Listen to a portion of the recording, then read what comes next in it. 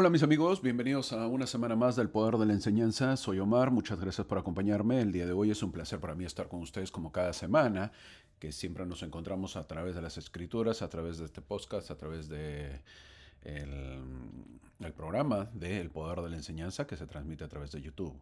El objetivo, como saben, no solamente es brindar información, sino poderles brindar algunas alternativas para que puedan conocer o para que puedan enseñar ese conocimiento a los demás y podamos edificarnos todos en venir a Cristo, que ese es el objetivo, no perdamos ese objetivo. Así que, a empezar la clase, sigamos adelante y vamos a aprender un poquito más con respecto al canon que estamos estudiando este año 2025, que viene a ser Doctrina y Convenios. ¿Desde qué fecha?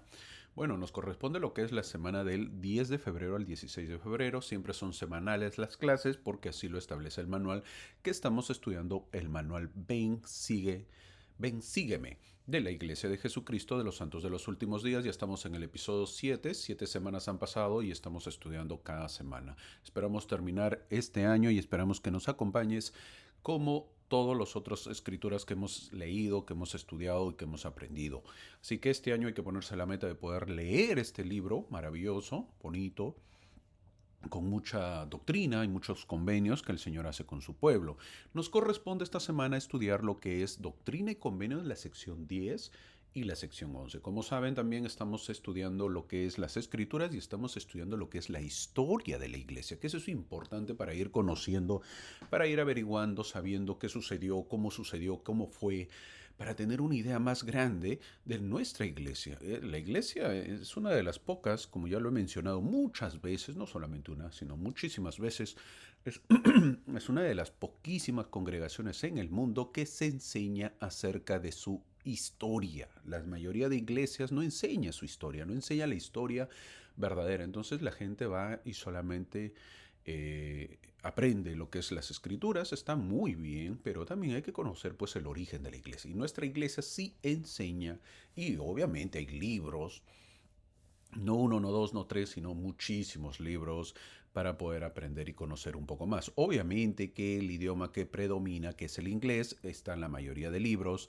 así que hay que a veces traducirlo cuando no conocemos el otro idioma, porque a veces también una cosa es saber inglés, otra cosa es saber un poco el idioma evangélico en inglés, que es un poquito más complicadito. No es tan simple, no es tan fácil, pero ojalá que podamos leerlo y podamos aprender. Y si no, pues bueno, para eso están estos videos de la cual tú te puedes aprender, en la cual yo trato de hacer unos resúmenes para que sea más didáctica las clases y de esa manera puedas aprender, puedas profundizar tu fe, puedas también al mismo tiempo compartir lo aprendido en tus clases de seminario, en tus clases de escuela dominical y compartir en tus barrios, en tus capillas o en el lugar donde te encuentres. Así que muchas gracias por acompañarme, gracias por suscribirte. Asimismo, gracias también por darle like, el, el pulgar hacia arriba, darle o dislike que no te agrada o comentar algún comentario. Siempre con respeto serás bienvenido. Agradezco a todos los que se suscriben, siempre de todos los lugares, siempre del habla hispana. Muchas gracias por ello. La clase el día de hoy es titulada Para que salgas triunfante. Eso está basado en el Doctrina y Convenios, sección 10, versículo 5, que dice, ora siempre para que salgas triunfante. Sí, para que venzas a Satanás y te libres de las manos de los siervos de Satanás que apoyan su obra. Fin del versículo. Ese es el objetivo de esta clase el día de hoy, que lo pone para que nosotros podamos entenderlo, para que nosotros podamos darle fuerza. Salgamos triunfantes. Ese es el objetivo. Y como dice ese versículo, oremos siempre para que salgamos triunfantes. Es la única manera, mi amigo, la única manera que el Señor nos ha regalado a todas las personas, a todos sus hijos, para que nosotros podamos salir adelante, salir triunfante. ¿Cuál es? Oremos. No hay otra manera. Nosotros nos recluimos, nos vamos o nos separamos de los demás a través de una oración y de esa manera podemos salir triunfante. ¿Ok? Eso trataremos la clase. Vamos a conocer un poquito de historia y bastante material. Espero que me puedas acompañar y si te parece muy largo lo puedas dividir de tal manera que puedas ver un tiempo, un momento, y luego más adelante puedas ver la otra parte, porque es mucha historia y a veces hay que tratar de poder copiar o tomar notas porque a veces nos vamos a perder. A mí me sucede, por cierto, así que yo voy a tratar siempre de tratar de darles los resúmenes de esa manera que ustedes puedan tenerlo más simple, más fácil y más didáctico las clases. Así que espero que siempre puedan estar presentes en las clases y dejar sus comentarios. Siempre saludo a todas las personas que se suscriben y a todas las personas que dejan sus comentarios de diferentes lugares, tanto México, Ecuador. Gracias por ello, gracias por seguirnos desde Venezuela, también un país muy convulsionado, y gracias por ello. Debe ser difícil poder seguir en un lugar donde no hay muchas comodidades. Asimismo de la gente de Argentina también que siempre nos sigue, la gente de España, la gente de Honduras, Centroamérica y de Estados Unidos, la parte hispana. Muchas gracias por ello, así que vamos a empezar la clase para seguir aprendiendo. El día de hoy solamente veremos dos capítulos que vienen a ser el capítulo 10 y el capítulo 11. El capítulo 10 es uno de los más grandes, pero el capítulo 11 también es un poco pequeño, así que es muy fácil de poderlo leer esta semana y de esa manera poder estar al día con respecto a las escrituras y terminar el año y decir, pues he terminado de leer un canon más de las escrituras. Así que te invito a que te puedas sintonizar, ya tengas tu papel, tus hojas, tu cuaderno, como tengas, no lo sé, y tomando notas de lo que hablaremos el día de hoy. Una vez más, lo voy a mencionar antes de, ya si me conoces, ya llevo 4 años, este es el cuarto año que estoy transmitiendo lo que viene a ser las escrituras, el cuarto libro de Doctrina y Convenios, que viene a ser el canon de las escrituras, porque primero empecé con el Antiguo Testamento, luego seguí Nuevo Testamento, y el año pasado vimos Libro de Mormón y este año Doctrina y Convenios. Si recién me conoces, bueno, lo único que te invito de buena manera, de buena gente, en buena onda, como se dice, hablando un poco la terminología moderna, es cree. Cree lo que yo menciono porque ese es el objetivo. Yo trato de poder resumir las clases y me baso siempre en autores casi fidedignos donde encuentro la información. Sí, sí lo hago. No trato de imaginarme cosas y poder decirlas. No es mi función, no es mi forma de explicar las escrituras. Si te gusta, bien. Si no te gusta, pues bien. A veces yo también menciono mi punto de vista y lo digo. Y siempre lo menciono. Ahora, ¿por qué digo esto? Porque a veces me van a pedir o me han pedido o me van a pedir o me pedirán, hey, hermano, ¿y dónde dijo eso? A veces a mí me resulta difícil poder estar diciendo, bueno, eso dice el tal libro, tal, tal, tal. Me resulta difícil estar mencionando eso. Dos, me resulta más difícil todavía luego terminando el video de editarlo y ponerlo y subirlo en YouTube, poder mencionarlo en la parte inferior. De verdad que eso a mí me resulta muy difícil.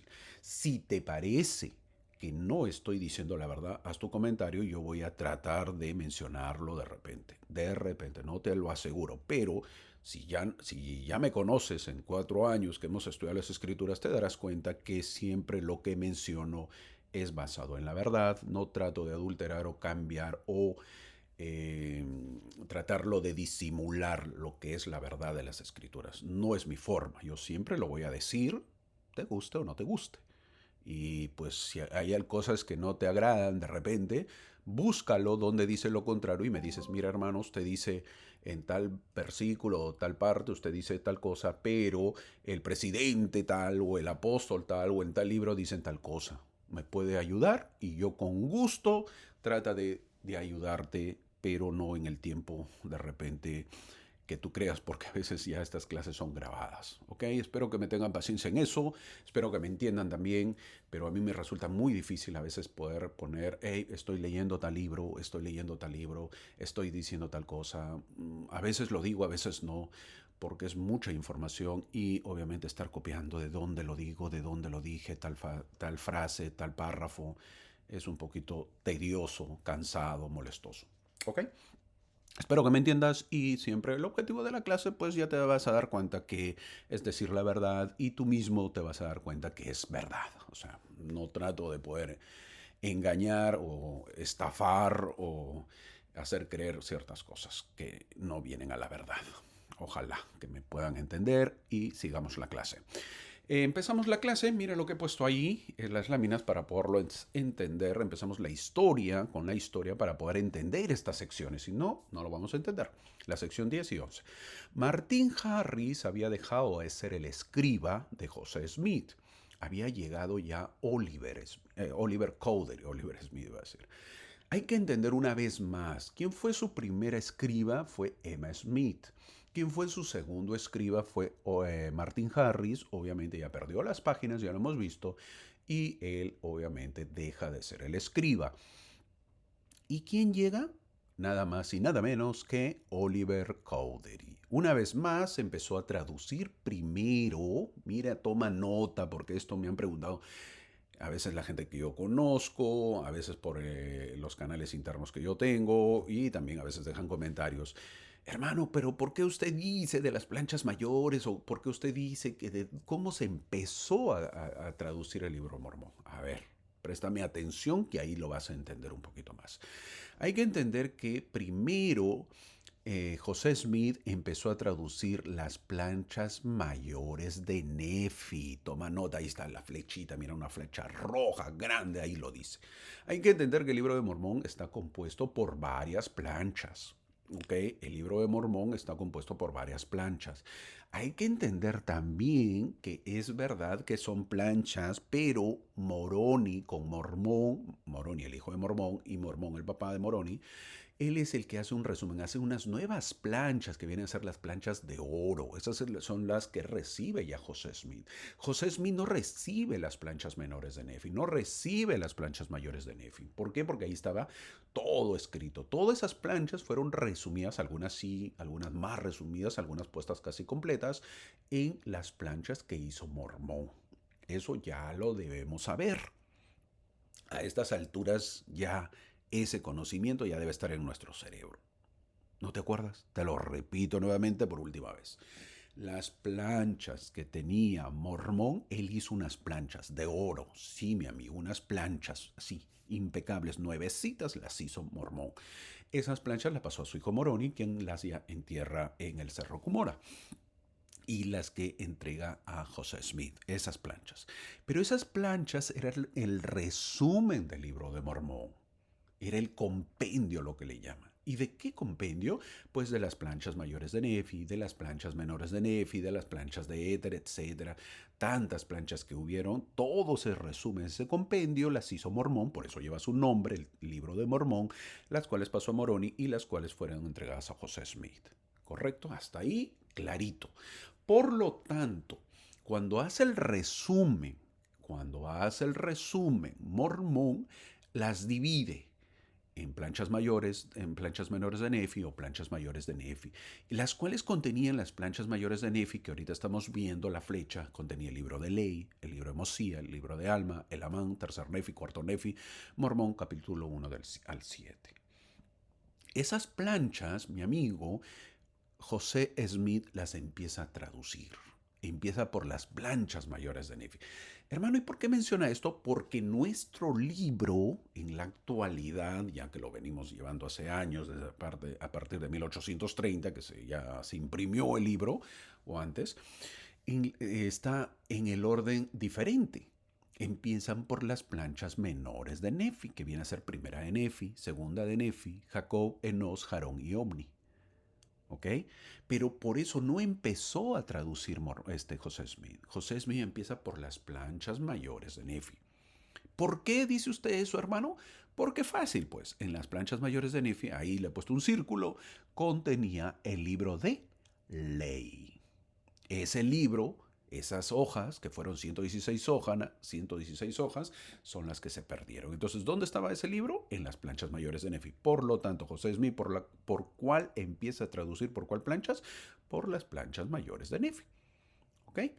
Este libro fueron escribas M. Smith, una vez más, y Martin Harris. Ahora, como Oliver, como escriba, porque ya pues M. Smith ya se dedicaba a la casa, Martin Harris ya había dejado de ser escriba, Oliver, como escriba, ¿desde dónde empieza a traducir? La pregunta es, José comienza a traducir el libro de Mosía. Ahí ves, están apareciendo unas flechitas, las flechas moradas o lilas, como quieras ver. Ya no hace más el libro de ley y empieza con el libro de Mosía. De ahí, esa raya que he puesto hacia abajo. Desde ahí empieza a traducir con Oliver. Hermano, ¿pero qué? ¿No empieza con Nefi? No, no empieza con Nefi, empieza con el libro de Mosía. ¿Ok? Para que quede claro, donde él y Martín habían dejado antes de perder el manuscrito desde Mosía hacia adelante, es decir, Mosía, Alma de Lamán, etc. Es más, los estudiosos dicen, y hay muchos, muchos que lo dicen, que en realidad empieza desde Mosía capítulo 3, porque el capítulo 1 y 2 se perdieron, ahí estaban dentro de las 116 páginas. Es decir, José Smith, con Emma Smith, con Martin Harris, hicieron el libro de ley y los primeros dos capítulos del libro de Mosía. José Smith y Oliver Cowdery, ya con el nuevo escriba, empiezan a partir de Mosía capítulo 3, que viene a ser para nosotros Mosía capítulo 1. ¿Ok? Esperamos que esto esté claro. A medida que avanzan hacia el final del libro, José se preocupaba por lo que había traducido, pues, ¿no? ¿Y qué pasó con el libro de ley? Él empieza a preocuparse. Y lo habían robado, que ya lo hemos hablado anteriormente. ¿Qué pasaría, se hace la pregunta, qué pasaría con esas 116 páginas? ¿Ah? Esa es la pregunta que se hace José Smith. ¿Qué va a pasar con ese libro de ley perdido? ¿Debería traducirlo de nuevo? Esa pregunta se hace José Smith. El Señor le respondió en la sección 10. Junto con instrucciones sobre cómo proceder, se dio una explicación. El Señor describió en detalle una conspiración contra José y el libro de Mormón. Dijo mucho sobre los atributos y las tácticas de Satanás al describir las acciones de los siervos de Satanás que sostienen su obra, lo dice en Doctrina y Convenio sección 10, versículo 5. Entonces, Satanás, lo dice el Señor, inspiró a los conspiradores para robarle el manuscrito a Martín, explica el Señor. Estaban esperando para ver si José publicaba el mismo manuscrito. Esto es otra prueba más de que el libro de Mormón es verdadero y que José Smith es un profeta de Dios. ¿Por qué? Porque él no lo volvió a hacer, José Smith. Si no fuese un profeta verdadero, pues lo hubiera vuelto a escribir. Esas planchas, esas hojas, perdón, de ley. ¿Por qué no lo hizo? Supongamos que no es profeta verdadero José Smith, supongamos. ¿Por qué no lo volvió a traducir nuevamente, lo perdido o lo robado? Otro inventor lo hubiera hecho, ¿sí o no? ¿Mm? Hermano, ¿y dónde dice eso? Eso lo digo yo, pues, para analizarlo, ¿verdad? Hay que ir pensando y hay que ver viendo. ¿Por qué José Smith no volvió a traducir el libro de ley? Porque el Señor le mandó. Pero si José Smith no es un profeta verdadero, entonces ¿por qué no lo hizo? ¿Mm? ¿Tan inteligente fue? Ta, ta, ta, tan. Los amantes del libro de Mormón se fascinan fácilmente, nosotros todos, con la idea de recuperar las 116 páginas perdidas, ¿verdad? Este libro de ley habría contenido información histórica no disponible en nuestro actual libro de Mormón. Sí, es algo muy querido las 116 páginas. Es por eso que puse un corazoncito, pues ahí está. Obvio que queda el sinsabor de saber que contenía pues esas 116 páginas, ¿verdad? Que contenía el libro de ley. La pregunta sigue siendo, ¿qué pasó con el manuscrito? ¿Quién lo tomó? ¿Dónde podría estar?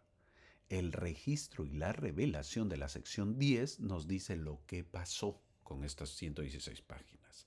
El Señor le dijo que si volviera a traducir, alterarían el manuscrito robado y afirmarían que no tenían ningún don.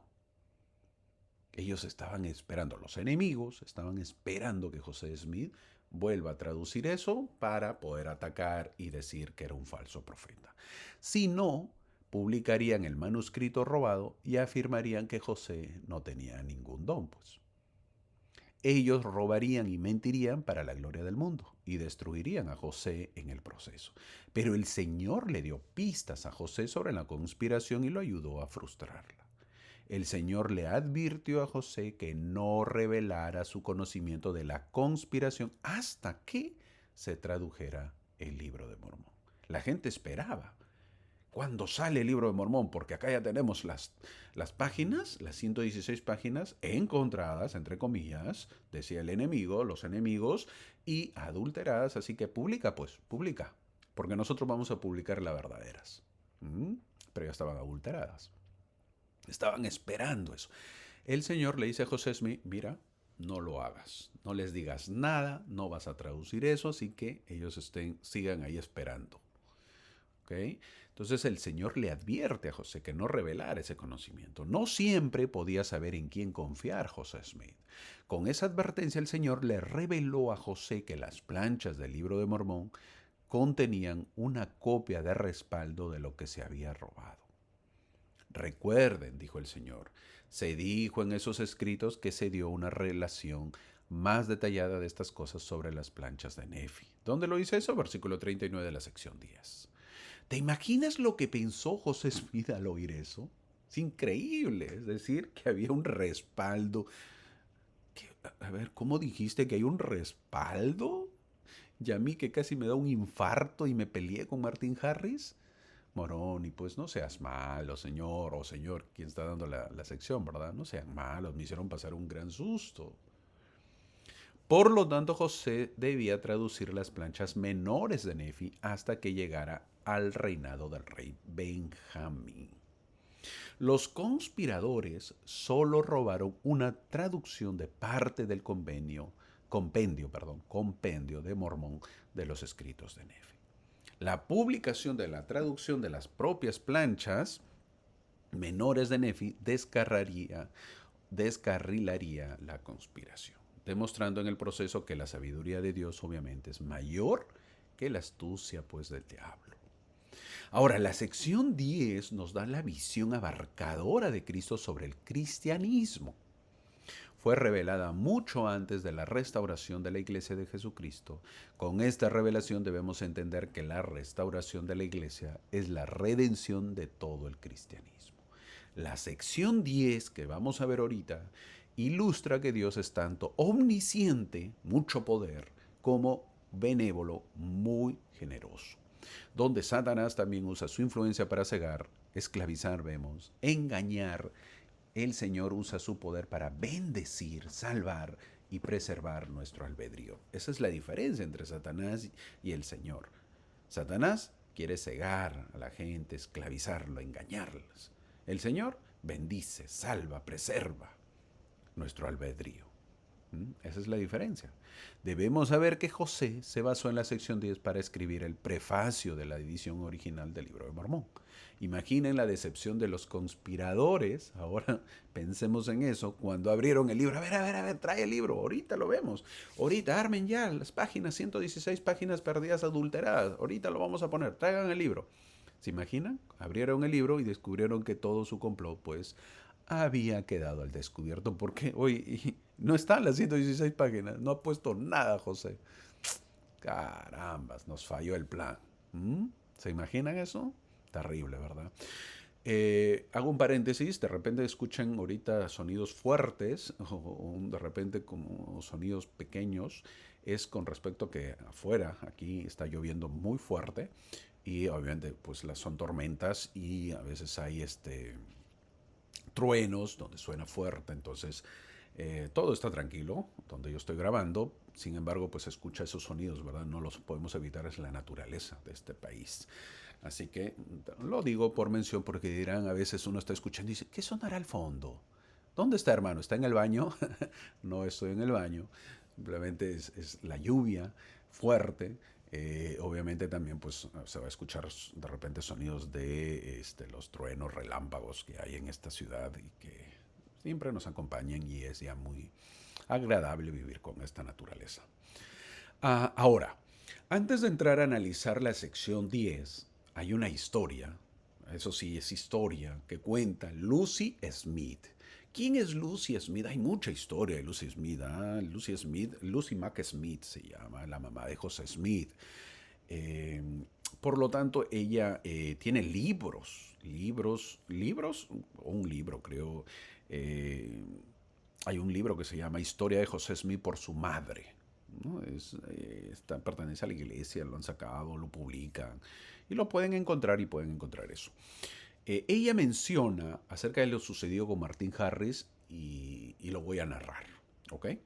Lo voy a leer tan igual como está. ¿Dónde está? Para los que quieren saber, pues ya lo mencioné, ya le dije, Historia de José Smith por la mamá de José Smith, así se llama, Historia de José Smith por su madre. ¿Quién es su madre? Lucy Mack Smith, ¿se acuerda? Siempre lo he mencionado y es una mujer que ha escrito bastante. ¿Eh? Qué bueno, ¿verdad? Qué bueno.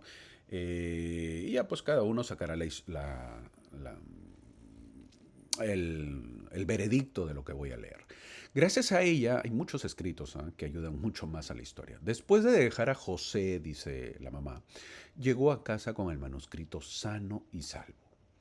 Poco después se lo mostró a su esposa y a su familia. Su esposa quedó tan contenta con él que le dio el privilegio de guardarlo bajo llave en sus propios cajones. Estoy hablando de Martin Harris, eso cuenta la mamá de José Smith. Lo voy a narrar porque de repente no lo entendiste. La mamá de José Smith cuenta lo que pasó con Martin Harris y José Smith. ¿Ok? Lo voy a empezar a leer nuevamente. Después de dejar a José, Martin Harris me refiero, llegó a casa, Martin Harris llegó a su casa con el manuscrito sano y salvo. Poco después se lo mostró a su esposa. Su esposa se llamaba Lucy también, Lucy Harris, y lo muestra a su familia. Su esposa quedó tan contenta con Martín que le dio el privilegio de guardarlo bajo llave en sus propios cajones, lo cual fue un favor especial, ya que nunca antes le había permitido ni siquiera el privilegio de mirar los cajones la señora Lucy Harris a su marido. Hay que entender que ellos estaban económicamente muy bien, ¿no? Tenían, económicamente les iba bien.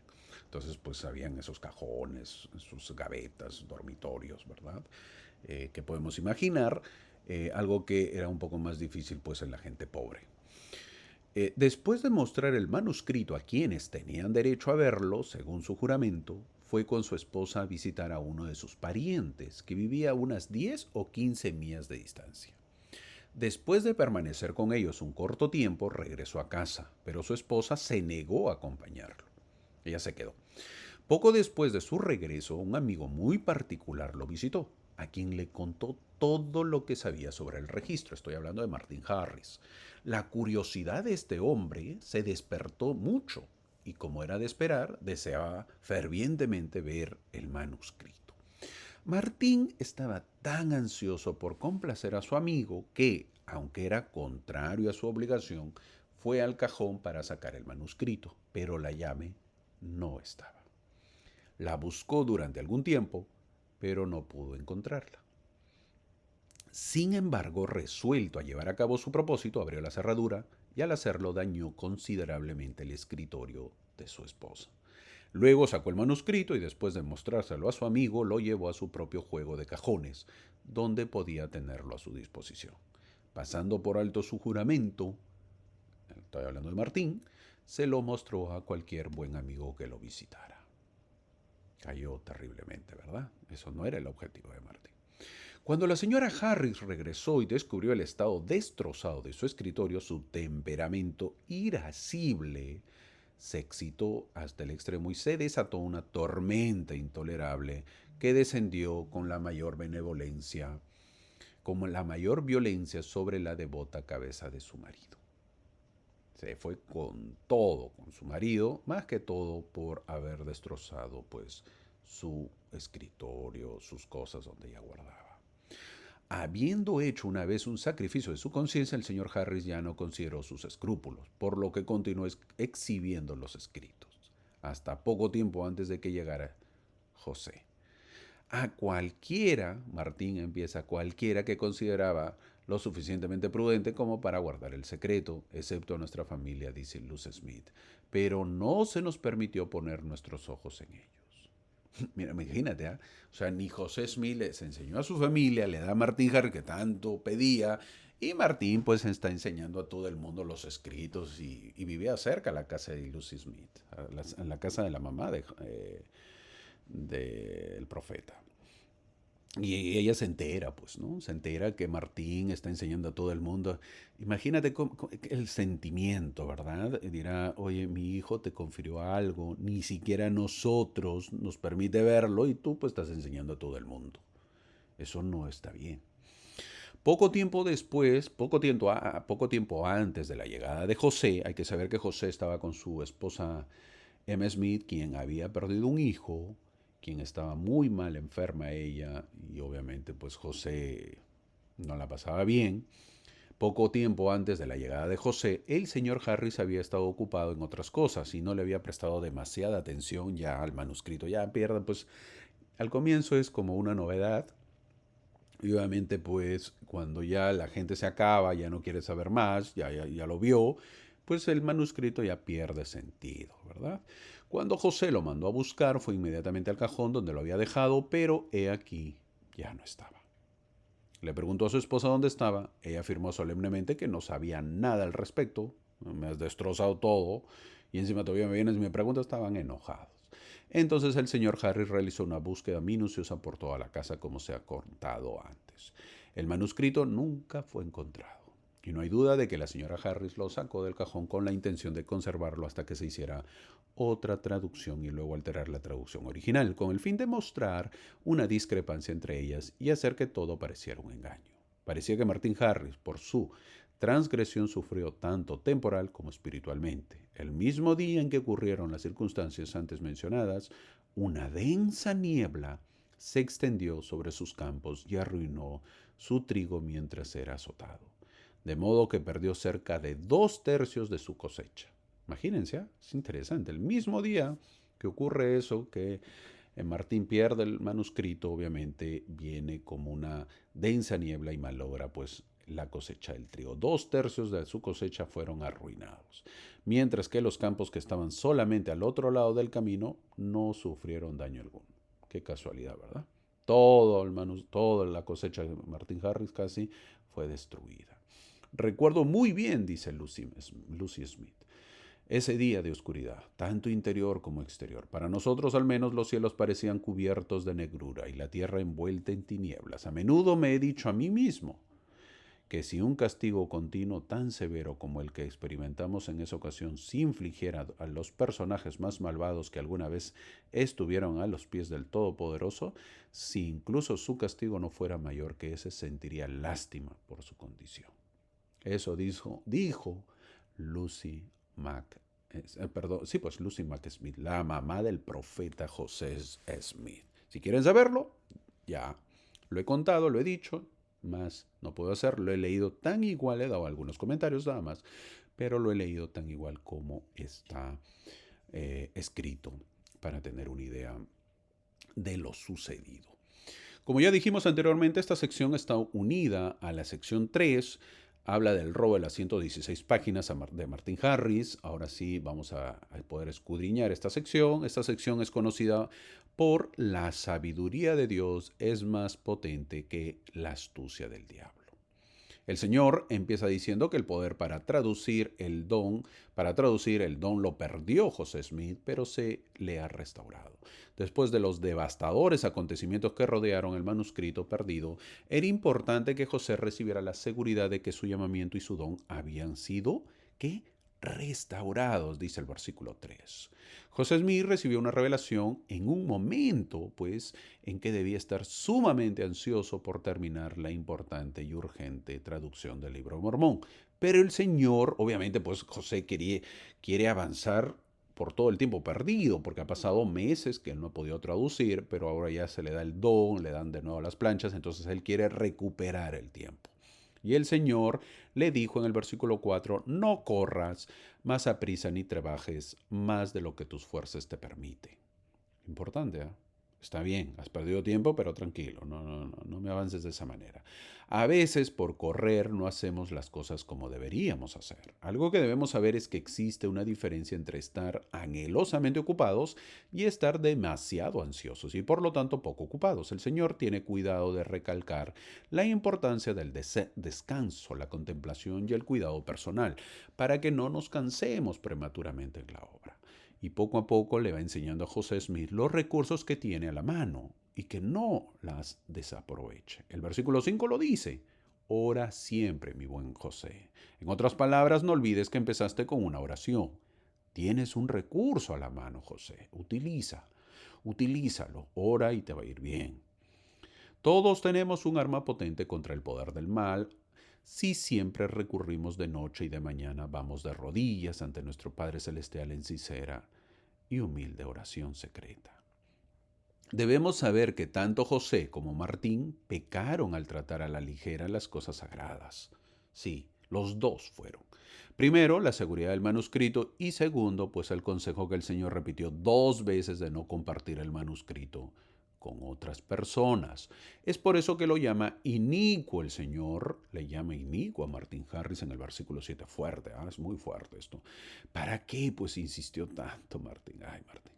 Para que al final no cumpla su juramento, todo lo sagrado de las hojas traducidas de nada ha servido porque fueron entregadas a la maldad.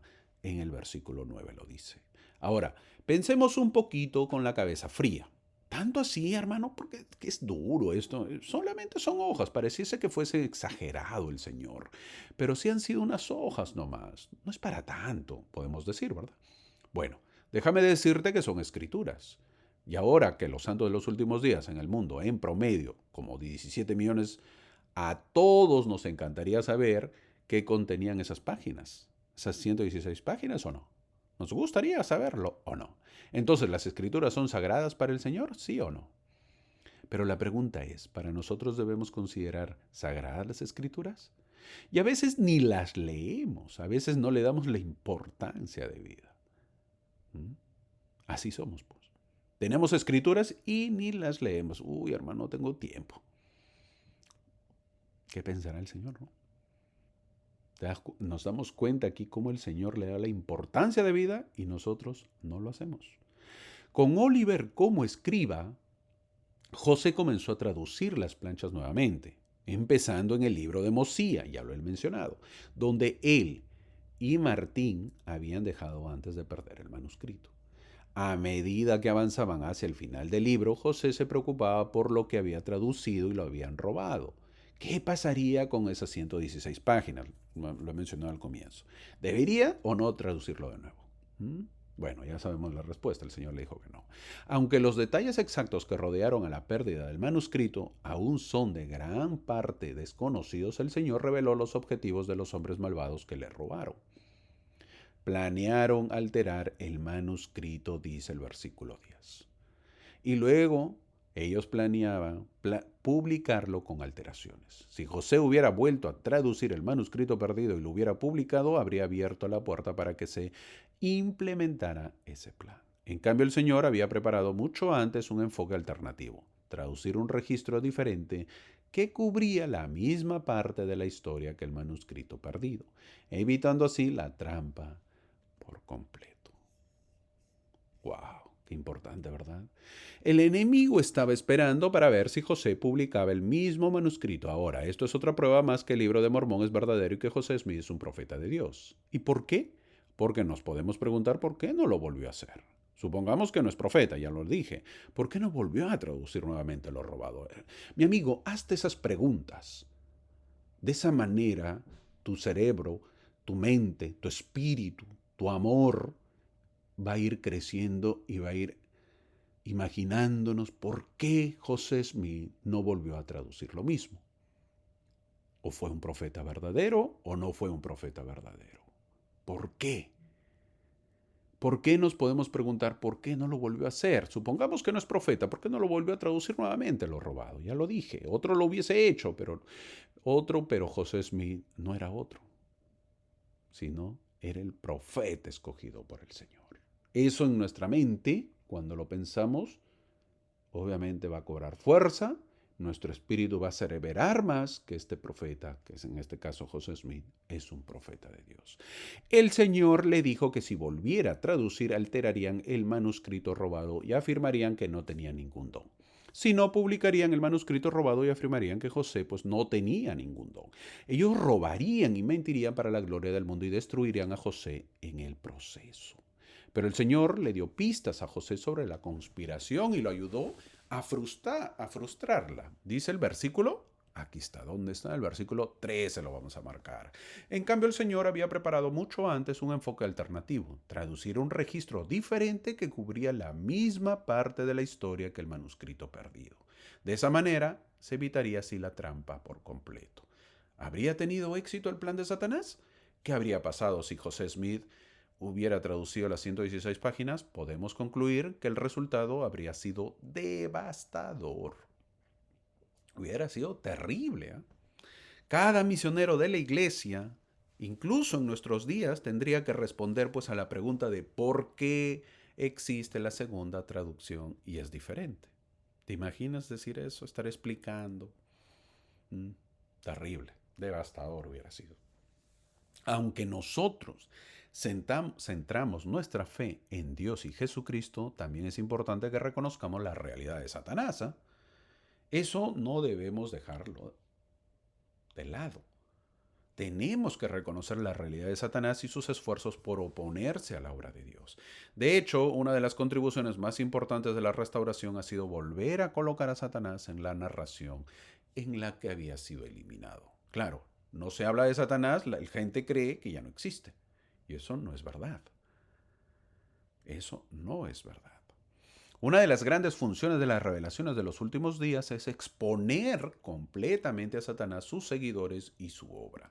Si bien los hombres son responsables de sus propias acciones, Satanás ha participado continuamente en actos nefastos diseñados para aumentar ¿qué? La miseria humana, pues. Terrible. Cuando le hablas a las nuevas generaciones de Satanás, creen que no existe. Háblale a un niño a veces, a un niño que no va a la iglesia. A ver, pregúntale si cree en Satanás. No, no sé quién es, dice, no existe. Un ejemplo claro es cuando se habla de los nuevos géneros y se le dice que eso es lo que desea Satanás. Ellos no quieren aceptarlo porque creen que es un mito, que no es verdad. Cuando se habla de los matrimonios del mismo sexo, las nuevas generaciones dicen que eso es amor, que debe respetarse el amor, pero olvidan que hace miles de años existía Sodoma y Gomorra y que fue destruido por el Señor. El versículo 20 es muy duro. Satanás ejerce un gran dominio en sus corazones y los incita a la iniquidad contra lo bueno. ¿Crees que ahora eh, no existe Satanás? Satanás trabaja para detener la obra y nosotros tenemos que trabajar para avanzar la obra. Recientemente vino a mi barrio el presidente de misión. Creo que ya lo he contado y si no, pues lo vuelvo a contar y si no lo he contado, pues bueno, escucha la historia. Yo estaba, el presidente de misión de mi barrio, bueno, pues es una zona grande, ¿verdad? La misión son zona grande, entonces los presidentes de misión visitan y vino el presidente de misión, estaba visitando a sus misioneros. Y en un momento él estaba ahí en el hall, que se llama, la recepción, estábamos ahí en el barrio, y bueno, pues ahí conversamos un momento con el presidente y yo le pregunté, ¿por qué en nuestro barrio, o sea, en mi barrio, había 8 misioneros? Así, ya me conocen ustedes, obviamente con respeto le digo, disculpe, ¿por qué hay 8 misioneros? Es decir, tenemos 4 parejas de misioneros. Yo le pregunté. A mí me parece bastante, le dije. Y me dijo que a él también, pero que son misioneros de habla inglesa, o sea, que hablan inglés. Es decir, él me dijo que tiene más misioneros que hablan inglés, pero necesita más misioneros que hablen español. Ahora, hay que entender, por si acaso, hay que entender que un misionero es llamado a cualquier lugar. Sí, pero se le asigna el idioma que hablará. Es decir, tú puedes tener un hijo y ser llamado a la misión en Estados Unidos. En Estados Unidos hay varios barrios que se habla español, que se habla inglés, que se habla chino, también hay barrios chinos, hay barrios de diferentes lugares y diferentes idiomas. Por lo tanto, si tu hijo es llamado a Estados Unidos, no quiere decir que va a ser en inglés. Puede ser para un barrio en inglés o una zona en inglés. Puede ser, como también puede ser a una zona en español. Entonces tu hijo que habla español va a venir a Estados Unidos a enseñar español, en español, ¿correcto? Eso hay que entenderlo porque a veces nos complica eso y creemos que todo es inglés. No es así. Entonces, cuando un misionero es llamado a cualquier lugar, se le asigna el idioma que va a hablar. Es decir, un misionero estadounidense que habla inglés puede ser asignado también para servir una misión acá en el país para gente de habla inglesa o también puede ser asignado para servir acá para gente de habla hispana. En resumen, si los jóvenes supiesen 2 idiomas, tú te imaginas 2 idiomas, sería muchísimo más fácil para la iglesia, ya que pueden asignar no solo a un lugar, sino a 2 lugares. Entonces tenemos que mejorar. Tenemos que preparar más a los jóvenes. ¿Por qué hago esta mención? ¿Por qué? Porque nosotros de esa manera avanzamos más en la obra. Y de esa manera retrasamos más o menos, retrasamos menos la obra y retrasamos más a Satanás. ¿Te imaginas que un joven hable 2, 3, 4 idiomas? ¿Cuán fácil le sería más útil ese joven para que pueda enseñar el Evangelio a diferentes lugares o en diferentes lugares? Ya te mencioné, en mi barrio hay 4 parejas. Esas 4 parejas, obviamente es mucho, máximo debe haber pues un par de misioneros, y a 2 pares de misioneros, no 4, que vienen a ser 8 misioneros. eh, Obviamente pues ya no hay lugares o barrios para poder enseñar en inglés. Entonces obviamente amontonas a los misioneros porque ya no hay más. ¿Qué barrios hay más? En español, pero estos misioneros pues no hablan español. Entonces, ¿cómo los pones a enseñar? No, hermano, pero que aprendan. Va a tomar mucho tiempo y se pierde el tiempo. Se pierde el tiempo. Si ellos hubieran sido llamados en español, pues obviamente es diferente. Entonces, hago este comentario para mejorar y prepararnos. El versículo 27 lo describe bien al enemigo. Eso lo dice el versículo 27. Va y viene, acá y allá, procurando destruir a los hombres. Es decir, que trabaja y lo hace muy bien. Busca a las personas en todo lugar. Una vez más, ¿es importante ir a la iglesia? Bueno, acá radica una respuesta. ¿Por qué debemos ir todos los domingos a la iglesia? ¿Por qué debemos recurrir a las escrituras? Porque Él está moviéndose, pues el enemigo de acá, allá, de todos lugares está viendo. También menciona una de las tácticas que usa Satanás, la adulación, dice el versículo 29. Mucha gente se deja guiar por la adulación. Oh, qué inteligente eres el más inteligente, eres el más simpático. Satanás nos adula para poco a poco hacernos caer y cometer iniquidad. Y la pregunta que tenía José, si volvería a traducir lo robado, en el versículo 30 lo dice. No volverás a traducir. Ahí está, marcadito, clarito. Ahora es muy probable que esta pregunta haya sido tanto de José como de Oliver, que ahora están juntos, pero la revelación les ordenó a José y Oliver que tradujeran las planchas menores de Nefi, es decir, donde estaba el libro de primer Nefi. Un registro diferente que abarca aproximadamente el mismo periodo de tiempo que el manuscrito robado o perdido. Es decir, que los santos de los últimos días se quedarán pues con ganas, nos quedaremos con ganas de poder saber qué contenía el libro de ley. Pero algún día, si continuamos fieles, podremos saberlo. Ahora, si estamos muy apurados en saberlo, hay otra manera, te la cuento. Pero solo a los que escuchan, ¿eh? A los que escuchan mis videos les voy a decir. O me sigue. Mira, el día que mueras y después de visitar a tus familiares, obviamente en el mundo de los espíritus y estar con ellos, tienes que ir a buscar a los profetas y buscas pues a Ley. Y le preguntas y te vas a contar, y te va a contar, pues, ¿no? O si quieres abreviado, vas a José Smith o el profeta mormón y de esa manera tu curiosidad pues quedará satisfecha. Para eso pues tienes que aceptarlos, tienes que reconocerlos, tienes que saber quiénes son. Hey, ¿cómo estás? Ley, mira, yo me acuerdo de ti, mira, sí, ¿cómo te fue con tus papás, con tus hijos, perdón, con tu esposa? Sí, yo me acuerdo, viniste a América, mira, mi nombre es tal, mi nombre es Omar.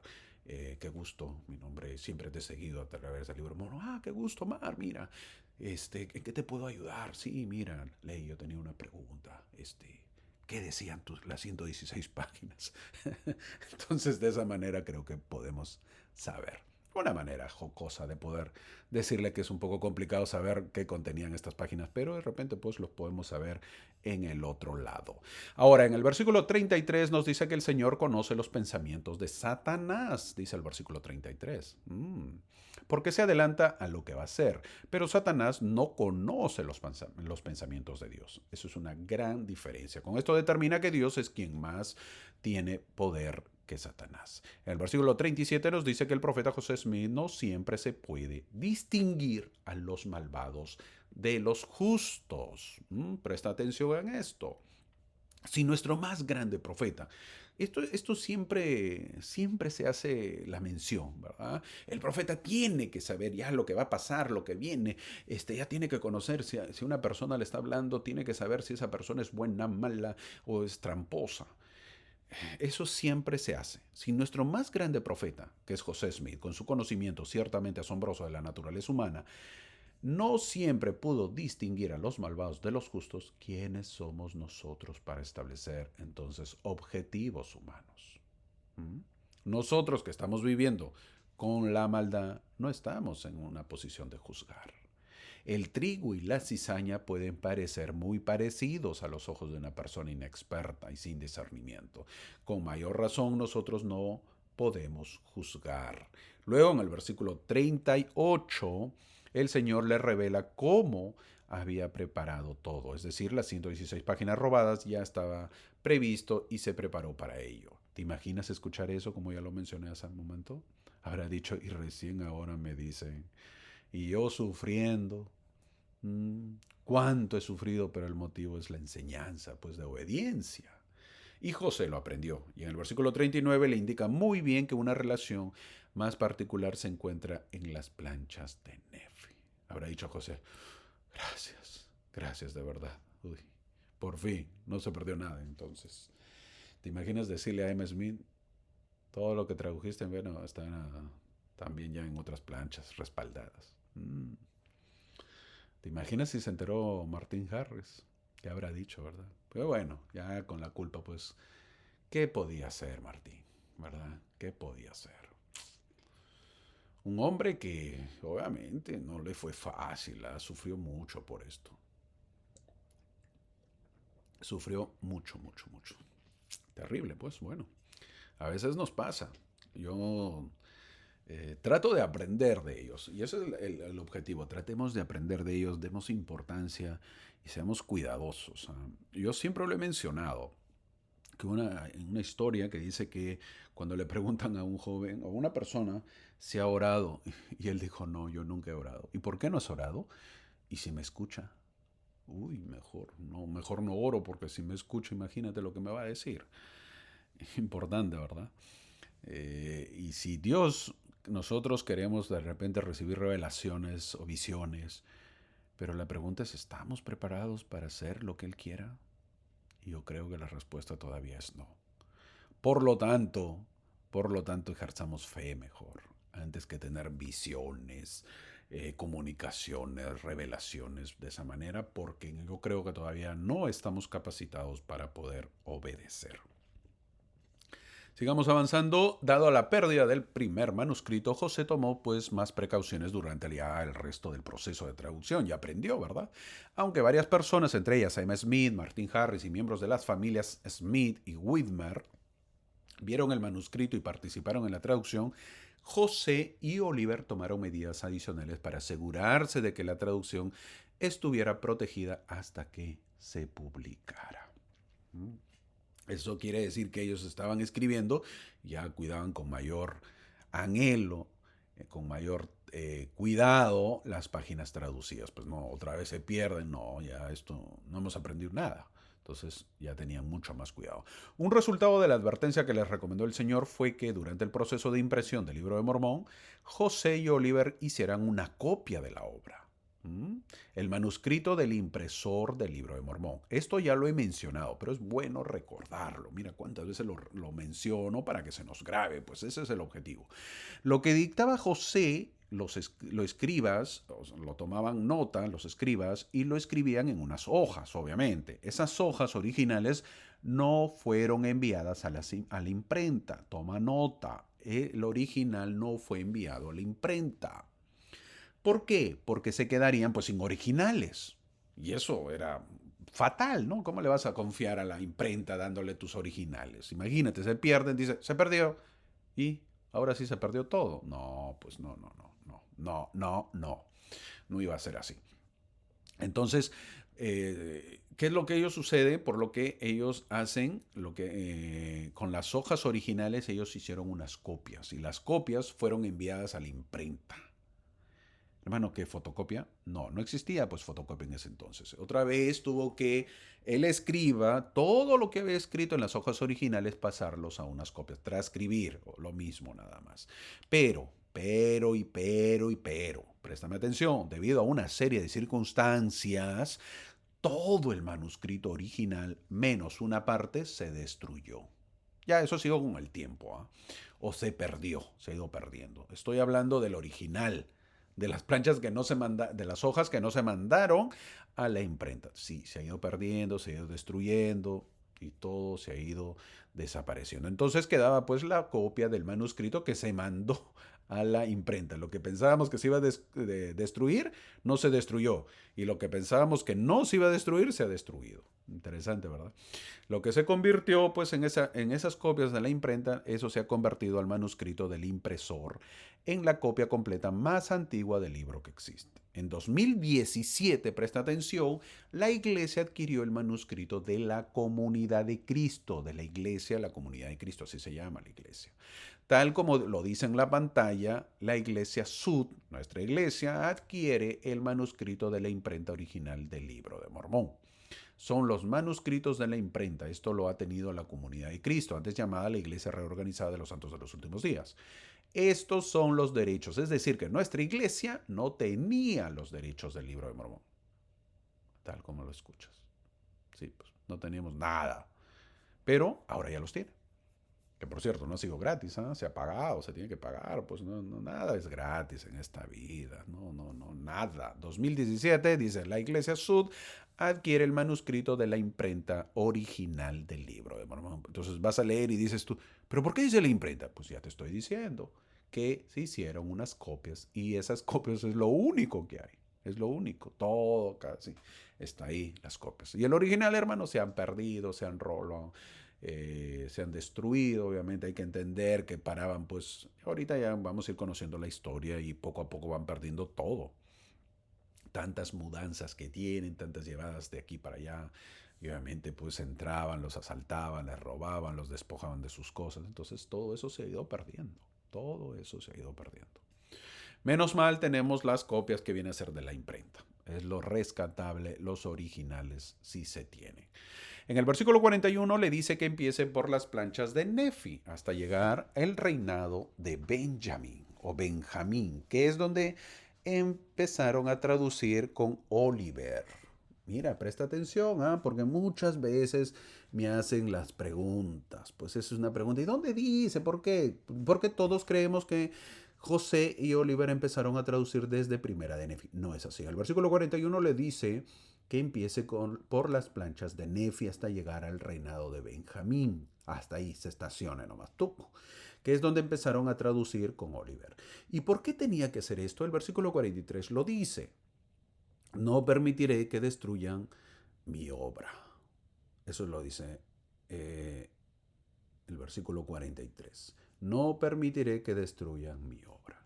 Lo que debemos saber es que no volverá a haber apostasía hasta la segunda venida, es decir, su iglesia, la iglesia de Cristo, no se volverá a perder o extraviar porque la iglesia es la que recibirá al Cristo cuando venga. Pero eso no indica que Satanás no quiera que su obra se destruya. Para ello el Señor dice, no lo voy a permitir que lo destruyan. Y una forma de hacerlo es con la construcción de templos, pues. Vemos que han avanzado a tal ritmo en los últimos años que algunos le prestan poca atención y consideran que es de poca importancia. Esto hace que la obra del Señor siga adelante y puedan proteger a sus feligreses. Eso es importante y de esa manera se evita que la iglesia sea destruida. Luego dice el versículo 43, les mostraré que mi sabiduría es más potente que la astucia del diablo. Las planchas menores de Nefi, las cuales voy a mostrar otra vez, las planchas menores de Nefi, fueron diseñadas por Dios para reemplazar las 116 páginas perdidas, que eran del compendio que hizo Mormón de las planchas mayores de Nefi. Para ello vemos en Primera de Nefi, capítulo 1, en Primera de Nefi, capítulo 19, ahí está. Esta página que ves ahorita en la pantalla es la sección, Primera de Nefi, capítulo 19, ahí lo estoy marcando. Veremos los versículos 1 y 2. A ver, ¿qué dicen los versículos 1 y 2 que se están marcando? Alrededor del año 589 está dado está escrito este capítulo.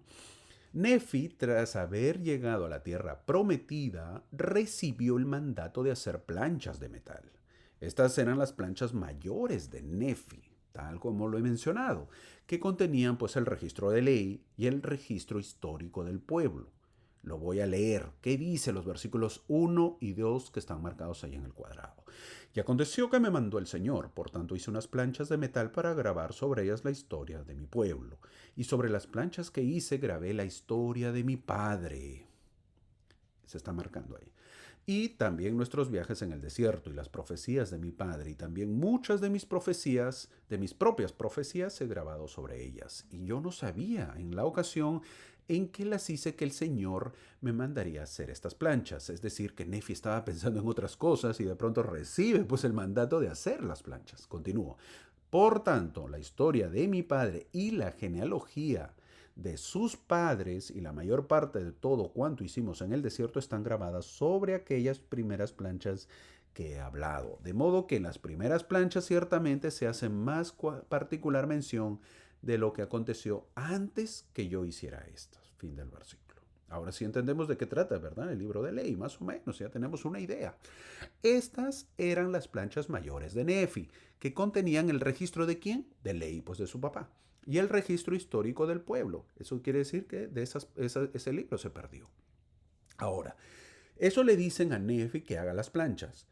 Pero 20 años después, mira la fecha que dice, que estaba leyendo yo en 589, 20 años después, veremos ahorita, en otra página, esta es otra página, en el año ya 569 a.C., Nefi recibió un segundo mandamiento, hacer las planchas menores de Nefi. Haz otras planchas, le dice, y grabarás en ellas muchas cosas que me parezcan bien para beneficio de tu pueblo. ¿Y dónde está eso, hermano? Ahí tal como dice la hoja, mira, segunda de Nefi, capítulo 5, versículo 30 al 32 que se está marcando. Lo voy a leer.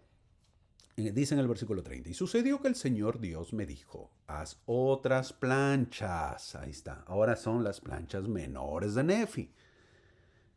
Bien detalladito lo explico, ¿verdad? Ya, si no me has entendido con eso, vuélvelo a repetir el video y lo vas a entender, mi amigo. Pero está bien detallado de tal manera que no nos confundamos porque hasta yo lo estoy entendiendo. Aquí le dice en el versículo 30, haz otras planchas. ¿Qué planchas? Las planchas menores. Pues no ves que ya hizo las planchas mayores, ahora harás las planchas menores. Y grabarás sobre ellas muchas cosas que son gratas a mis ojos para el beneficio de tu pueblo. Por tanto, yo, Nefi, para ser obediente a los mandatos del Señor, fui e hice estas planchas, sobre las cuales he grabado estas cosas. Ahí se está marcando. Versículo 32 dice, y grabé lo que es agradable a Dios. Y si mi pueblo se complace con las cosas de Dios, se complacerá con mis grabados que están sobre estas planchas. Fin del versículo. Por lo tanto, si esto se dijo en el año 569 y las páginas robadas ocurrieron en el año 1828,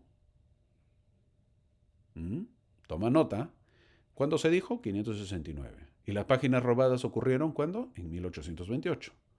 El Señor había previsto la pérdida del manuscrito de Martín. ¿Cuándo es? Sumado a los años, 2397 años antes de que ocurriera. ¿Te imaginas? O sea, 2397 años el Señor tomó medidas y dijo, se van a perder las planchas. Las hojas, perdón.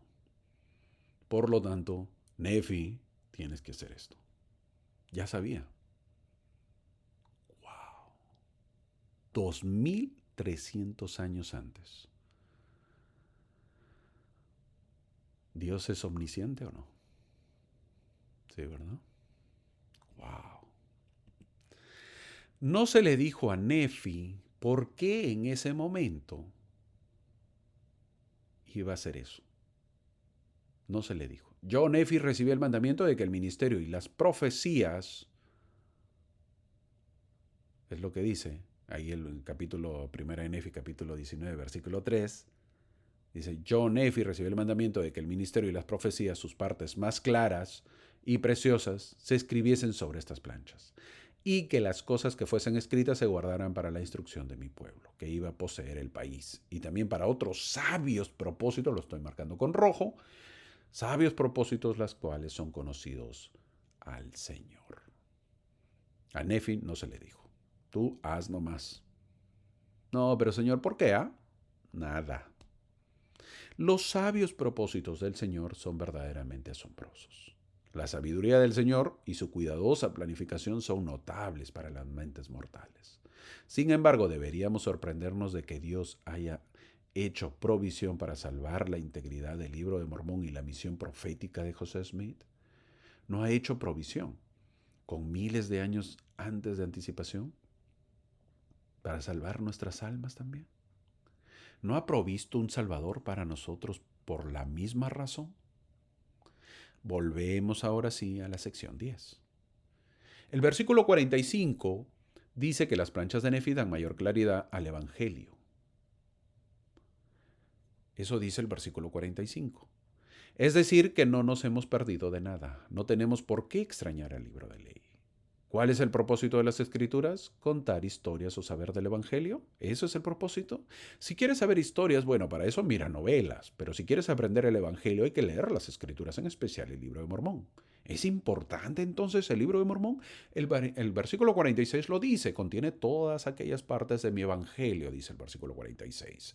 Es decir, el libro de Mormón contiene todas las doctrinas relativas a la salvación del hombre y la expiación de Jesucristo que son necesarias para la salvación.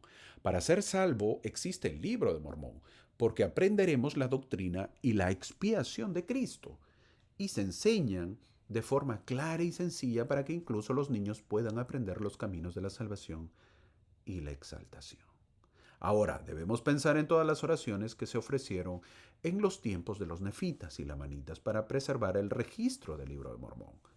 Vemos que cientos de años después estas oraciones fueron contestadas. Así dice el versículo 47. Les sería concedido según su fe en sus oraciones. Y a veces decimos que el Señor no contesta nuestras oraciones, ¿verdad? A veces decimos eso.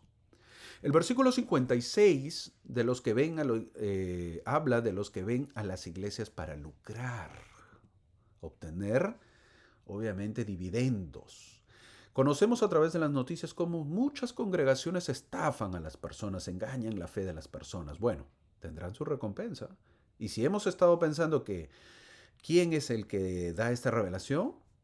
El versículo 57 lo aclara. Soy Jesucristo, el Hijo de Dios. Esto es si es que teníamos dudas de quién estaba dando esta revelación. Aprendemos en el versículo 63 que Satanás incita el corazón del pueblo para que contienda sobre los puntos de su doctrina.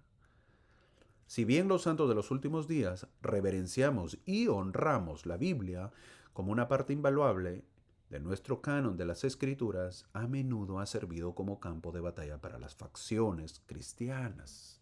El libro de Mormón es un libro que aclara los puntos. Ahora quizás el versículo 67 es un versículo que gusta a muchos porque la doctrina de Cristo es que se arrepientan y vengan a Cristo.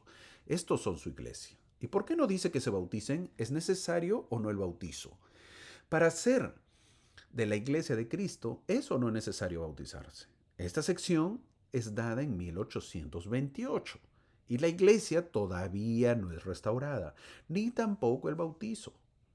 Así que por eso no lo menciona ni tampoco se habla o se había dado el sacerdocio arónico. Para nosotros el bautismo autorizado está disponible. Para nosotros la doctrina de Cristo es que debemos arrepentirnos, ser bautizados, recibir el Espíritu Santo y permanecer hasta el final. Así dice el versículo 69. Los que son de su iglesia deben perseverar hasta el fin y las puertas del infierno no prevalecerán contra de sus fieles. Ahora, entramos a la sección 11. ¿Y de qué trata? ¿Qué historia hay detrás? Porque siempre son historias. Antes que nada debemos saber que las secciones 11, 12 y 13 se dan en mayo de 1829. ¿Dónde? En Harmony, Pensilvania. Ahí está. Hermano, muy chiquito su mapa. Sí, pues es que tengo que hacerle zoom porque si no, no se ven los lugares. Pero esa es la parte noreste de Estados Unidos, cerca en la frontera con Canadá. Ahí se dan las revelaciones en Harmony, Pensilvania. José vivía en Harmony, en Pensilvania. ¿Dónde? En la casa de sus suegros. ¿Verdad? O bueno, en su casa cerca al costado de sus suegros. Y ellos se mudan a Fayette Ahí vamos a verlo, otro balón. Se mudan a Fayette, eh, eso que queda en Nueva York ya. Así dice la sección 14. Por lo tanto, les digo que la sección 11, 12 y 13 se dan en mayo de 1829 en Harmony, Pensilvania. Hoy veremos la sección 11, pero debemos saber que la sección 13 tiene fecha y es el 15 de mayo de 1829. Eso lo veremos la próxima semana. Entonces la sección 11 y 12 debieron ser antes de esa fecha o el mismo día, ¿verdad? Pero no es así. Hay un poco de variaciones en las fechas. La historia dice que el hermano menor de José, que era Samuel Smith, regresó a casa unas semanas después de haber visitado a José. Samuel regresó a casa bautizado y glorificando y alabando a Dios en gran manera. Entonces ya había pasado la sección 13, porque esta sección habla del sacerdocio arónico que se parece a Juan el Bautista. Es por ello que se dice que la sección 11 debió ser dada después de la sección 13. Miren todo lo que les digo la información porque es historia. Es decir, después del 15 de mayo debió ser dada la sección 11. Al parecer, Samuel compartió su testimonio con su hermano Hiram Smith. Y Hiram, o Hiram en español, como quieras leerlo, como quieras pronunciarlo, Hiram se pronuncia en inglés, Hiram, sino que Hiram parece un nombre más japonés. Hiram Smith visitó a José en Harmony, Pensilvania. José Smith registra en su diario lo siguiente. No muchos días después, mi hermano Hiram Smith vino a preguntar sobre estas cosas y a petición suya pregunté al Señor por medio del Urim y Tumim y recibí la sección 11. Eso lo dice en su historia de José Smith en el año 1838 a 1856 en el tomo 1, por si acaso. Iron le preguntó qué tenía el Señor reservado para él. Y el resumen fue, espera, respondió el Señor. La sección 11 tiene mandatos específicos del Señor a Hiram. No diga nada más que arrepentirse, guardar los mandamientos, ayudar con la obra maravillosa. Eso es lo que tenía que decir solamente Hiram. El Señor hace que estas sean las condiciones bajo las cuales concederá los deseos de Hiram. Como sucede con tantos otros, toda la revelación sigue esta fórmula condicional. Hiram aún no ha sido llamado a predicar, sino que debe esperar hasta tener el libro de Mormón y la iglesia restaurada. Por ahora debe guardar los mandamientos del Señor. Tiene que ser paciente, apelar al Espíritu y aferrarse a Cristo de todo corazón para ayudar con la impresión del libro de Mormón. Sé paciente, le dice en el versículo 19. Sé paciente hasta que lo logres, le dice el Salvador. Esa es su obra por ahora. Simplemente guardar los mandamientos lo mejor que pueda. No debe declarar la palabra del Señor, sino obtenerla. Entonces su lengua será desatada y si así lo desea estará lleno del Espíritu y de la palabra del Señor. El poder de Dios para convencer a muchos. Por ahora, Hiram no debe predicar, sino estudiar las Escrituras. Esta revelación canaliza el celo de Hiram. Esta revelación le da a Hiram y a tantos otros después de él la fórmula para llegar a ser predicadores exitosos del Evangelio, algo que debemos tomar nota. Hiram pasó un año escudriñando las Escrituras y ayudando con la publicación del Libro de Mormón. Cuando el Señor le habló de nuevo en abril de 1830, el Libro de Mormón estaba impreso ya. La iglesia fue restaurada. La obra maravillosa había salido a la luz y Hiram tenía el conocimiento de que iba de la mano con su deseo de declarar las buenas nuevas, habiéndosele prometido en mayo de 1829 que el Señor le soltaría la lengua si obtenían la palabra. Entonces la única pregunta que le quedaba a Hiram se refería a su lugar en la gran obra de la restauración. Hiram Smith. Ahora, ¿quién era Hiram Smith?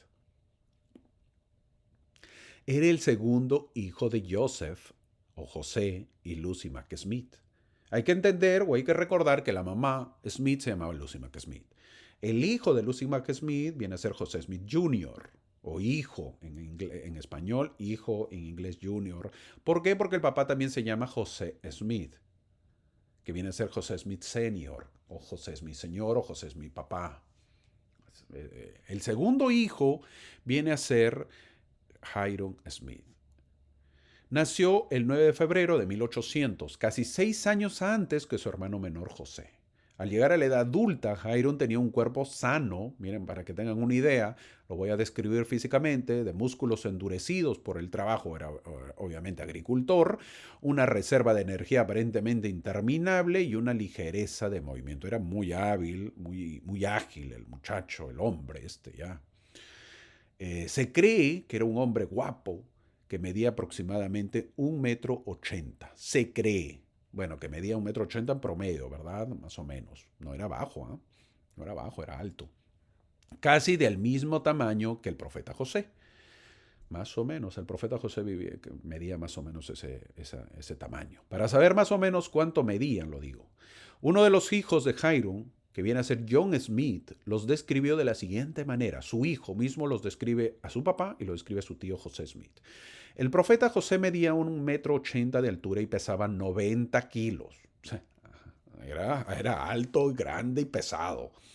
Hiram Smith medía 1,80 m también de altura y pesaba lo mismo, 90 kilos. Parecían gemelos de los dos.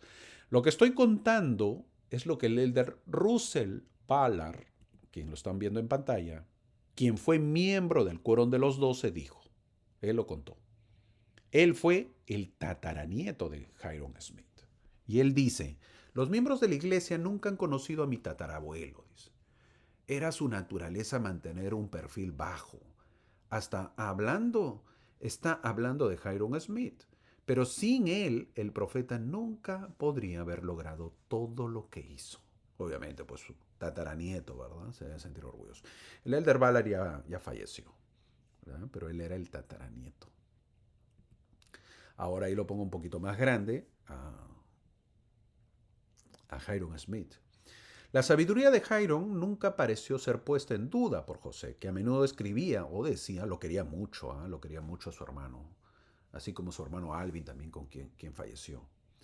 Él dijo lo siguiente, José Smith, ¿qué haremos, Hiram? Después de la respuesta de Hiram a la pregunta, José respondía, eso es suficiente. O sea, le valoraba mucho la respuesta de Hiram.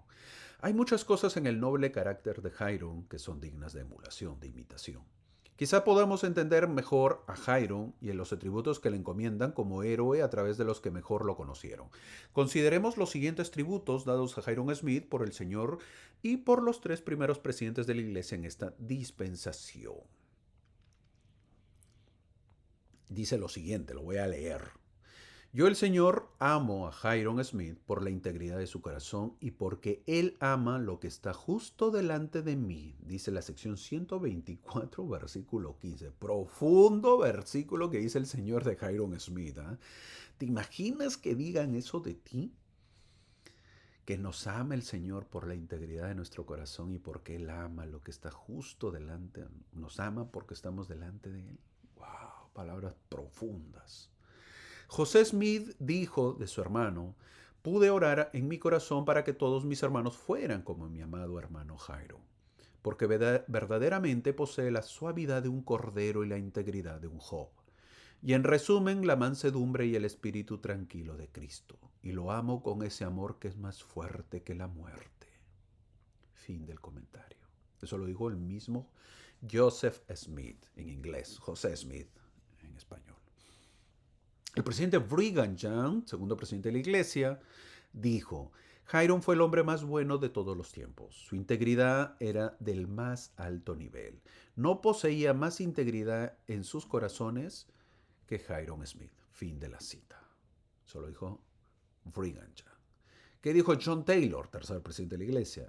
Era un hombre grande y bueno, y mi alma estaba cimentada a la suya. Si alguna vez hubo un hombre ejemplar, honesto y virtuoso, una encarnación de todo lo que es noble en la forma humana, Hiram Smith fue su representante. Fin de la cita, dijo John Taylor. El amor, la integridad y la humildad eran los atributos que garantizaban su grandeza como uno de los pilares firmes de la restauración. Grandeza que se cimentó con la muerte de un mártir en Carthage, en la cárcel de Carthage, al lado de su hermano profeta. ¿Eso dónde lo encontramos? En Héroes de la Restauración, se llama un libro. Héroes de la Restauración está en el libro de Brookcraft. en Salt Lake. Importante, ¿verdad? Qué bonito saber de que existen hombres buenos, dignos de imitar, pues, de imitar. Ahora sí entremos a analizar la sección 11, que es conocida como lo primero es obtener la palabra del Señor. Los versículos, estos 9 versículos, los versículos del 1 al 9, curiosamente fueron dados textualmente a Oliver Cowdery en la sección 6, versículos del 1 al 9. Se repiten ahora en la sección 11 del 1 al 9, es decir, lo mismo. ¿Por qué el Señor le diría exactamente lo mismo a Oliver y a Jairo? ¿Eran sus ministerios tan similares? Bueno, José era la mano derecha perdón, Oliver era la mano derecha de José al principio y Jairo fue al final la mano derecha de José. Pero no es porque el mensaje es universal y puede ser aplicado a cualquier siervo en el reino del Señor. Si vamos a comparar las escrituras con nosotros mismos, entonces cada uno debería leer estos 9 versículos como si el Señor nos hablara directamente. El versículo 6 es el versículo que siempre debemos saber, sacar a luz y establecer la causa de Sion. Debemos ayudar a construir el reino del Señor, eso debería ser el principal objetivo de nuestras vidas. Eso es lo más importante. No olvidemos que cada uno de nosotros estuvo de acuerdo con eso en nuestra vida premortal, pero ya lo hemos olvidado. El mundo nos jala a su lado, obtener un trabajo, qué comer, qué estudiar, en qué trabajar, con quién casarse. No es malo pensar en eso, pero que el objetivo sea para servir mejor al Maestro para construir su reino y perfeccionarse juntos. Tenemos que invertir nuestro tiempo, talentos y medios para construir Sion. ¿Pensamos en el reino? Siempre pensamos en Sion, pero no pensamos quién lo va a construir. Creemos que bajará del cielo construido. No es así, mi amigo. Ay, hermano, estoy preocupado en buscar un mejor trabajo para mi hijo. Eso está perfecto. ¿Pero para qué, mi amigo? Una vez que consiga trabajo, tu hijo dará de su tiempo para servir a Sion. Hermano, estoy preocupada que va a estudiar mi hija. Está muy bien, pero una vez que elija su carrera y la termine, ya el objetivo es que pueda servir más al Señor en su iglesia, ¿no cree? Mira lo que dice el versículo 7, no busques riquezas, sino sabiduría. En el versículo 10, el Señor explicó y presentó los dones específicos que se le habían dado a Jairo, junto con los desafíos que Jairo enfrentaría y el consejo que lo prepararía para la obra. El Señor elogió a Jairo por tener un corazón sincero y creer en el poder de Jesucristo, dice el versículo 10. La honestidad y rectitud de Jairo llegaron a ser un sello distintivo de su obra en los comienzos de la restauración. José escribió acerca de Jairo: bendito sea mi siervo Jairo Smith, porque yo el Señor lo amo a causa de su integridad en su corazón y porque ama lo que es recto ante mí, dice el Señor. Fin de la cita. El Señor considera que la integridad, la honestidad y la humildad son características clave de quienes siguen el Espíritu de verdad. La honestidad, al tratar con los demás, todavía se sostiene como uno de los requisitos principales de quienes procuran servir al Señor y hacer convenios sagrados con Él. Luego, a Jairo Smith le dijeron: confía en el Espíritu que te induce, que te guía a hacer lo bueno, dice el versículo 12. Sabemos por esto que los impulsos para hacer el bien pueden ser manifestados del Espíritu.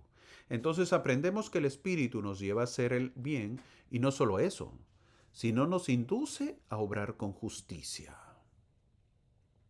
a ser humildes, dice también el versículo 12, a juzgar con rectitud. Satanás puede llevarnos a mentir, a engañar, a aprovecharse a otros, a ser justos. Qué difícil en estos tiempos ser justos, ¿verdad? Humildes. Complicado porque vemos que todos quieren ser los supuestos mejores, los mejores llamamientos. Todos quieren ser vistos, todos quieren ser saludados, alabados. No dice que no debamos juzgar, sino juzgar con rectitud. Aunque debemos de frenar la tendencia a juzgar a los demás, el juicio es inevitable. Cada decisión que tomamos requiere un juicio, ¿verdad? Y debemos hacerlo con rectitud.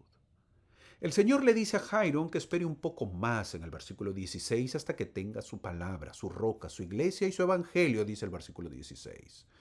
En el momento de esta revelación, Jairo está comenzando el proceso de discipulado.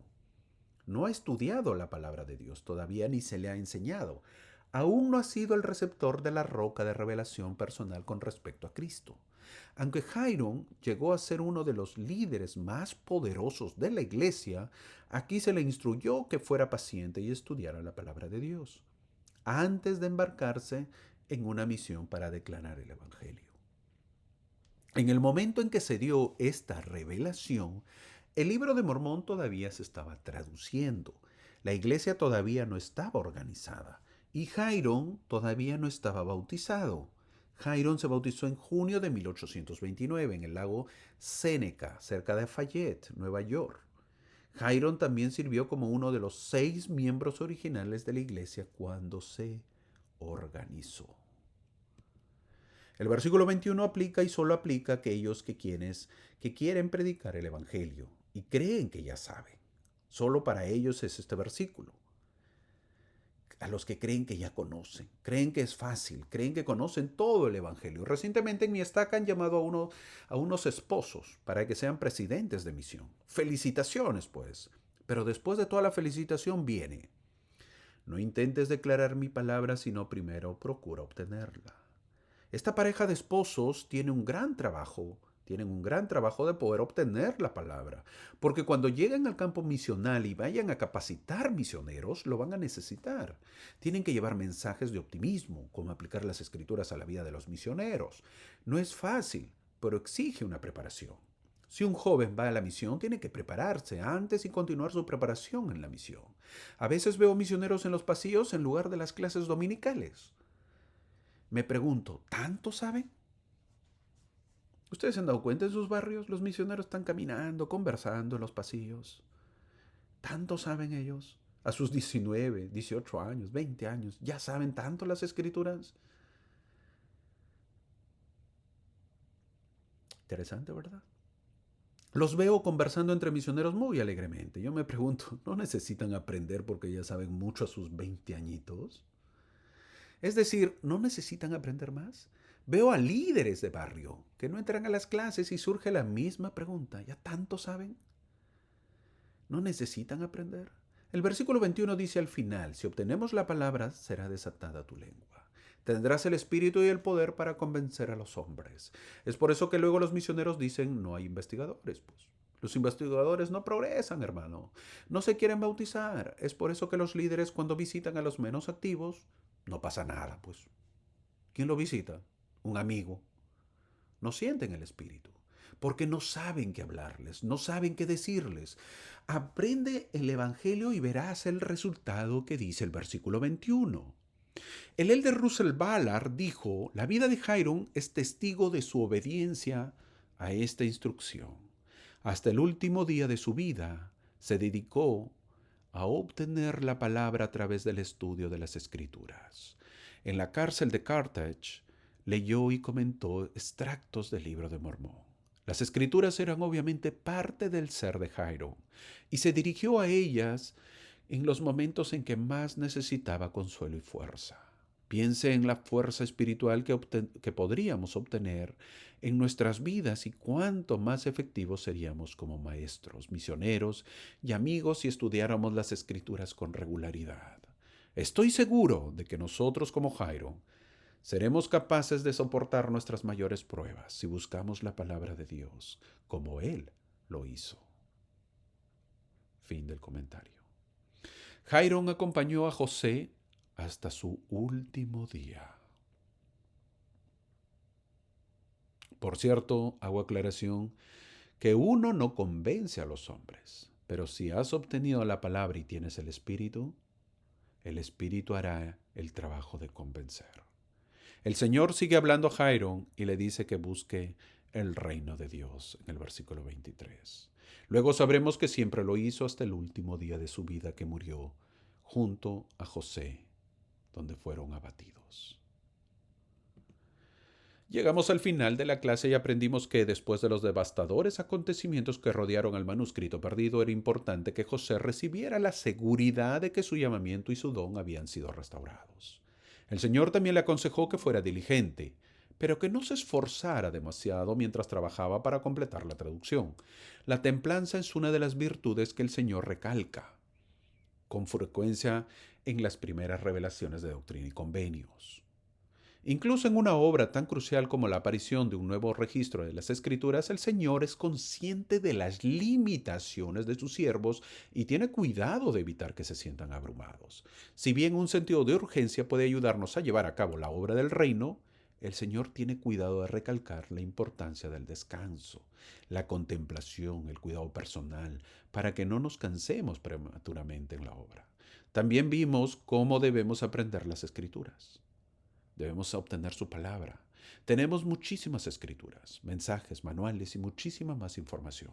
Así que obtengámosla para que nuestra fe pueda ser fortalecida. Pero, en lugar de siempre querer aumentar nuestra fe, buscamos lo contrario. Buscamos a los que critican a la iglesia. Si es así, mi amigo, es complicado que aumente nuestra espiritualidad. Hay una serie, para terminar, y lo he puesto al final, no al comienzo, porque a algunos les malogra verse la espiritualidad y me parece bien. Hay una serie que están dando en Netflix que hablan de los tiempos de los pioneros. Y hablan de Brigham Young, pero dejan muy mal a la iglesia. Dejan muy mal a la iglesia, a sus pioneros. Si uno lo ve así de simple, la serie, obvio que vas a tener dudas de la iglesia. Pero siempre debemos saber que una serie o película hay que ver quiénes son sus directores, quiénes son. También saber si es que la serie o película es documental o no, es decir, es historia real o ficticia. En este caso es una pequeña serie del oeste western, o es una serie del oeste, también llamada los western, que significa lo mismo, el oeste. Se cuenta de algunas cosas, no dice el motivo del por qué actúan así los mormones.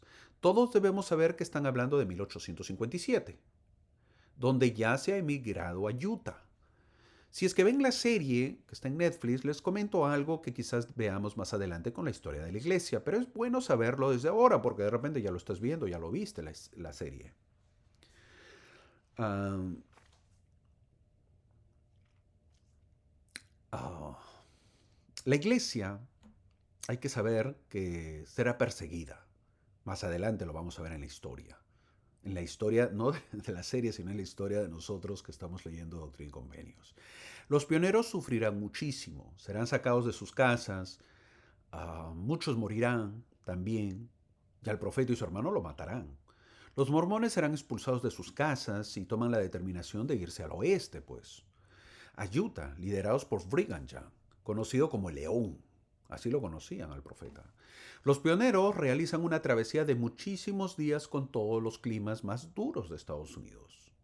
Llegaron a unas tierras inhóspitas donde a lo lejos habitan los indios americanos, y también tuvieron que luchar contra ellos. Una vez establecidos, el ejército de los Estados Unidos decide controlarlos, a lo que Brigham Young quería independizarse por estar cansados de haber sido perseguidos y sacados de sus hogares. Préstame atención en esta parte de la historia para que lo entiendas. Te estoy adelantando lo que va a suceder en lo que estamos estudiando. Al enterarse los pioneros que el ejército de los Estados Unidos estaba yendo a buscarlos, deciden prepararse, pues. ¿Por qué? Porque ya no confían en el ejército. En ese tiempo no solo los pioneros emigraban, sino muchas personas. Y en ese entonces hubo una caravana que viajaba de Arkansas, la parte inferior o sur de Estados Unidos, se iba a California, que ya era un estado o una zona más próspera. Los emigrantes tuvieron una fuerte discusión, los de la caravana, con los pioneros de la localidad cuando pasaron por Utah. Exactamente no fue Utah, pero cerca a Utah. En cuanto a dónde ellos podrían pastar su ganado. La caravana iba, obviamente, y se encuentra con un fuerte, o con un fortín, o con un lugar, le dice, oye, déjanos pastar nuestro ganado. Mira, se está muriendo, queremos, ¿verdad? Porque más tarde esa vaca o ese buey o esa res o ese toro, pues lo voy a matar para dar de comer a la familia. Es normal, ¿verdad? Algunos de los miembros de la caravana se sintieron frustrados porque tenían dificultades para comprar el grano necesario, ya que los pioneros mormones no les quisieron vender, y otros artículos que los colonos locales, quienes habían recibido instrucciones de guardar su grano como una norma en tiempos de guerra. Pues no, que, no se venía el ejército de los Estados Unidos y obviamente pues tienes que cuidar tus alimentos, tienes que cuidar todo, ¿verdad? Porque se viene y la guerra destruye. Entonces, esta caravana, un grupo, enojados, algunos de los emigrantes amenazaron con unirse. No nos das grano, no nos dejas pastar nuestros animales. Nos vamos a unir a las tropas que estaban por llegar para luchar contra los santos. Nos uniremos al ejército de los Estados Unidos. Ante eso decidieron ellos, los pioneros que estaban allí, decidieron atacar a la caravana, sin esperar la respuesta del líder que viene a ser Brigham Young. Los pioneros mormones ejecutaron el plan antes de recibir la orden de no atacar. Los emigrantes opusieron resistencia, los de la caravana, y fueron cercados. Entre el primer ataque y la matanza final, 100 personas resultaron muertas. El jinete expreso regresó 2 días después de la masacre. ¿Por qué? Porque hubo una persona, lo mandaron en un caballo, anda a darle la carta al presidente Brigham Young o al gobernador Brigham Young para que dé la orden. ¿Qué hacemos con estos emigrantes de la caravana? Los recibimos, les damos alimento, le vendemos, no los dejamos ir, los matamos. ¿Qué hacemos con ellos? Porque se van a unir al ejército de los Estados Unidos. El jinete se fue, pero regresa 2 días después de la masacre. Obviamente, pues no hay teléfono, no hay telefax, no hay fax, no hay nada.